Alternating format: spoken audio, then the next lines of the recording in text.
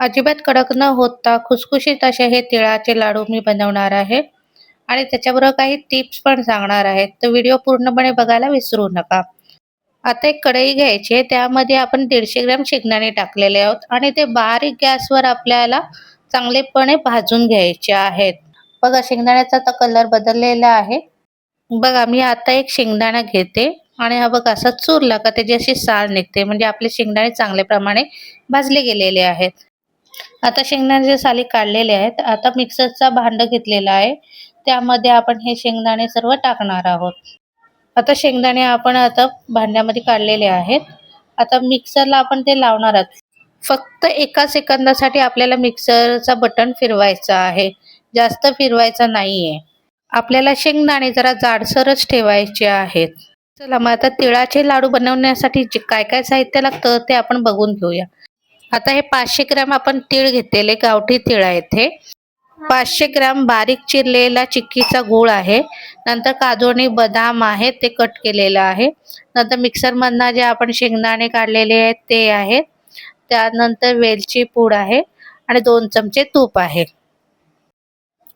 आता एक कढई ठेवलेली आहे. त्यामध्ये आपण तीळ टाकणार आहोत आणि बारीक गॅसवर आपण ते भाजून घेणार आहोत. तीळ हे खरपूस असे आपण भाजून घेणार आहोत. बघा भाजताना असा तडतड तडतड असा आवाज येतो, म्हणजे आपले ते पूर्णपणे भाजले गेलेले आहेत. आता त्या आपण एका भांड्यात काढून घेऊया.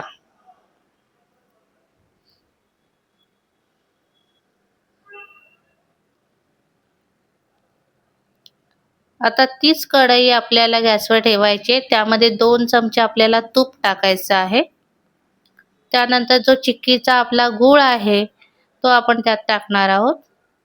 जो आपल्याला गुळाचा पाक करायचा आहे त्यासाठी गॅस हा आपल्याला बारीक करून ठेवायचा आहे, जास्त मोठा ठेवायचा नाही आहे. आता त्यामध्ये 2 चमचे आपल्याला पाणी टाकायचं आहे. त्याने पाक जास्त कडक होत नाही. आता आपल्याला हा गूळ पूर्णपणे पातळ करून घ्यायचा आहे. गुळात ज्या गुठळ्या आहेत त्या आपल्याला पूर्णपणे मोडून काढायच्या आहेत आणि पातळ असा पाक आपल्याला रेडी करायचा आहे.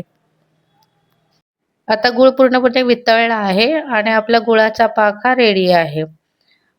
आता तिळगुळासाठी हा पाक आपला बरोबर आहे की नाही हे चेक करण्यासाठी 1 कप घ्यायचा आहे. त्यात पाणी घ्यायचं आहे. पाकाचे काही थेंब त्यामध्ये टाकायचे आहेत. बघा ही पाकाची अशी गोळी तयार झाली म्हणजे आपला पाक हा तिळगुळासाठी पूर्णपणे रेडी आहे.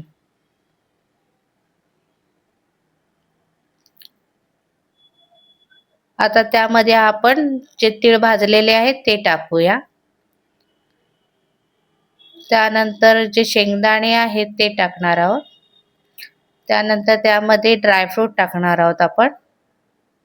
आता ह्या सर्व वस्तू आपल्याला एकत्र करून घ्यायच्या आहेत. असं सतत ढवळत राहायचं आहे आपल्याला. त्यानंतर त्यात जराशी वेलची पावडर जी आपण केलेली आहे ती टाकणार आहोत. ती पण एकत्र करून घ्यायची आहे. आता तिळगुळ बनवण्यासाठी आपला सारण रेडी आहे.